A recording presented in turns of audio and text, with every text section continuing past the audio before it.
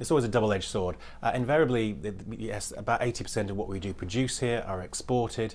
You've got to remember, though, that normally around 60% of the parts that go into the cars that are made here come from abroad, so the cost of those parts and components has gone up.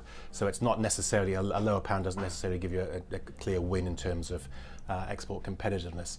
The flip side of that, of course, is that about over 80% of the cars that we sell here come from abroad, and ultimately the fall in sterling is going to flow through to an increase in pricing, probably of the magnitude of 2 or 3% over the coming months. When do you think motorists will start to feel that?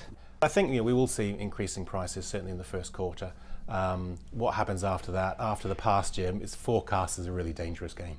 What sort of guarantees do you think Nissan have received from the UK government? I don't think ministers would have been in a position to make any such assurances. As we constantly, we don't know exactly what the nature, what the priorities, what the plan is for the negotiations. But certainly ministers, I don't think, would have made any such commitments in such an uncertain time when you know you're going into negotiation with 27 other member states. Would you like to see the UK remaining within the customs union? We would, as an industry. I think we've been very clear that the benefits of remaining within the single market have helped made the industry so successful. That's in terms of having no tariffs, being part of the customs union, which removes any barriers to trade, and obviously there's other benefits as well in terms of access to that massive market without any sort of impediments. Makes the UK very competitive when exporting into those markets. Clearly it looks like we're going to leave the single market, but will you be calling for the UK to remain within the customs union? We would like to see the UK remain within the customs union because there are clear benefits. Remember, we are an industry that prides itself in just-in-time delivery. Parts and cars will move very quickly throughout the system. Anything that puts a barrier, causes delay within that process, adds cost, and cost ultimately is the enemy of competitiveness.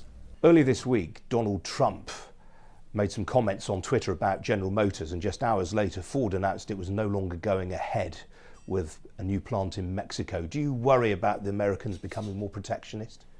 I think clearly what we remain to see what the new administration does, and it's obviously Donald Trump hasn't formally taken office yet. He's still president-elect.